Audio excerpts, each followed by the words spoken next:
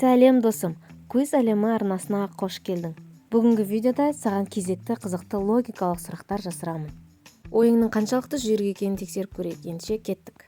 Қаладағы ең үлкен компания басшысын өз кабинетінде өлі күйінде табады. Қылмыс болған жерге детектив келеді. Детектив екі компания қызметкерінің біреуі қылмыскер болуы мүмкін екенін және ол қылмыскердің солақай екенін айтады. Екі қызметкер де өздерінің солақай еместігін және қылмысқа еш қатысы жоқтығын айтып ақталады. Детектив екі қызметкердің де жұмыс стильдерін анықтап қарап, бірден түсінеді кім солақай қылмыскер екенін. Ал сен байқадың ба?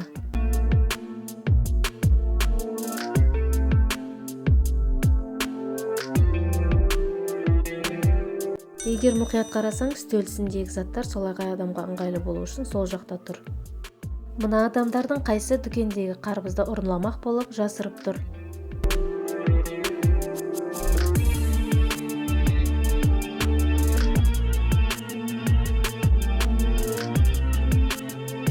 Қарбызды ұрламақ болған адам міне тұрғаны, өйткені қолында көтеріп тұрған доптың соншалықты ауыр бола қоймасы анық. Мына суретте қанша үшбұрыш көріп тұрсың?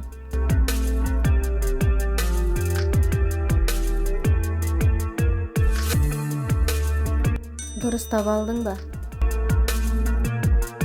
Бір күні орталықтағы банк бөлімшесінен қомақты көлемде ақша ұрланады. Сол күні банк бөлімшесіне келген адамдардан тергеу жүргізіледі. Тергеу барысында 3 адам күдікті деп танылады. Қалай ойлайсың, қай адам ұрлықшы?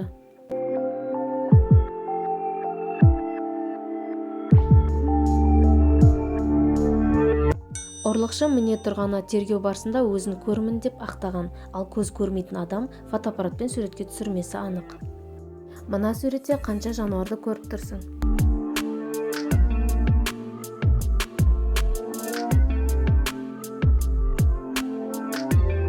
Мен 11 жануар көріп тұрмын. Ал сен ше? Жауабыңды комментарийге қалдыр. Джон туған жеріне туыстарымен қауышуға самолетпен ұшпақ болады. Үйіндегі туыстарының барлығына сыйлықтар сатып алады. Бірақ сатып алған сыйлықтары багажникке сыймай самолет салонында алып отырады. Джон жол бойы музыка тыңдап, шырын ішіп отырады. Бір кезде Джон дәретханаға кетеді.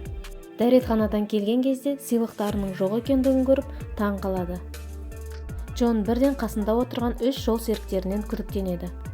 Бірінші қыз сыйлықты алмағанын және сол уақытта кітап оқып отырғанын айтады. Екінші бала сыйлықты алмағанын және сол уақытта ноутбуктағы суперкүштер жайлы мультфильм көріп отырғанын айтады. Үшінші адам Джонның сыйлықтарын көрмегендігін және сол уақытта телефонмен сөйлесіп отырғанын айтады. Қалай ойлайсың, қай адам ұрлықшы?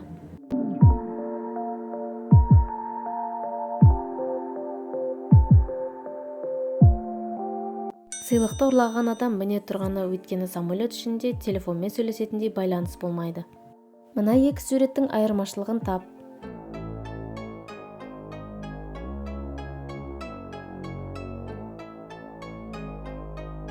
Дұрыс таба алдың ба? Қалай ойлайсың, қайсысы тірі қалады?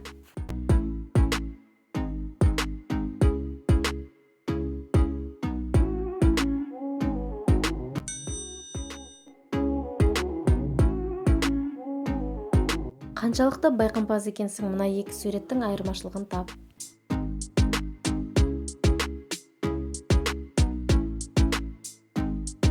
Дұрыс таба алдың ба? Бір күні күндіз сен джунглиде адасып кеттің делік. Өзіңнің лагеріңе жету үшін алдыңда 3 жол бар.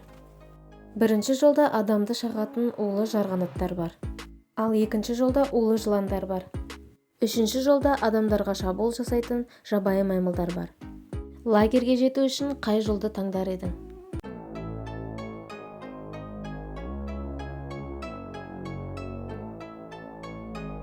Егер мұқият тыңдаған болсаң, оқиға күндіз болған, ал күндіз улы жарғанаттар ұшпайды. Мына суреттердегі айырмашылықты тап.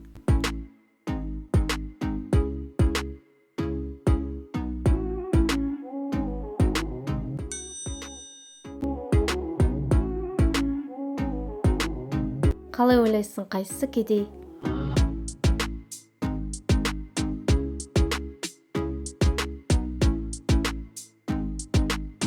Жауабыңды комментарийге қалдыр. Түнге таяу Майкл басқа қалаға қарай жолға шығады. Ұялы телефонының қуаты таусылып, жолда адасып кетеді.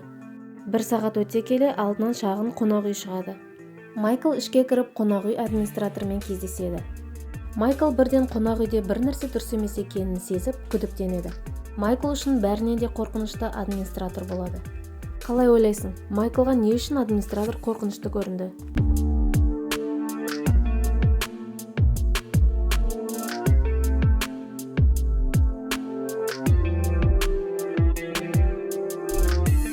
Егер сен жауабын таба алмаған болсаң, мұқият администратор мен Майкл тұрған қабырғаға қара.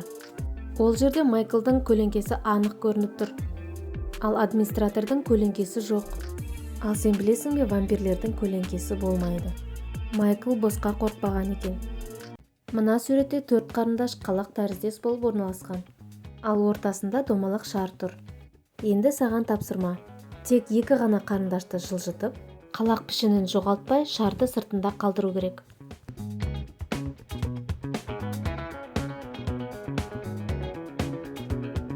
Жауабы міне 2 қарындашты жылжыту арқылы қалақ пішінін жоғалтпай, шарды сыртында қалдырдық.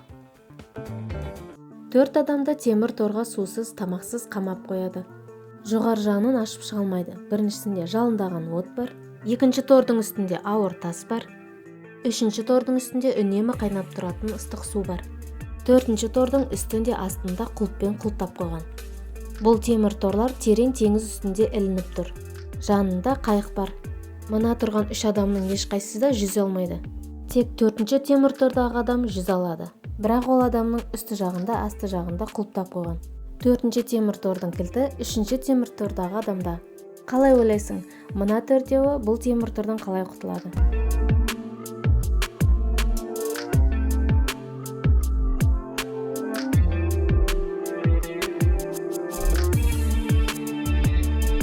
Үшінші темір тордағы адамның үстінде қайнап тұрған су ертелі-кеш суиды. Содан соң ол кілтімен 4-ші темір тордағы адамды босатады. 4-ші темір тордағы адам қайыққа жүзіп барып, барлығын босатады. Мына жерде қай эмоцияның жұбы жоқ.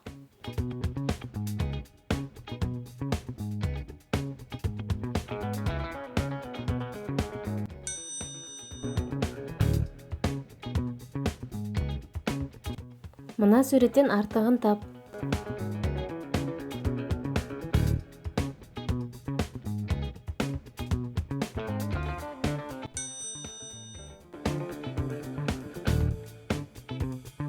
Осымен видео аяқталды. Егер арнаға әлі де тіркелмеген болсаң, менің еңбегімнің бағасы ретінде арнаға тіркеліп, лайк басып, қоңырауша белгісін баса кет. Және де осы видеоны өз достарыңмен бөлісуді ұмытпа. Келесі қызықты видеоларды көруге кеңес етемін. Ендеше сау бол.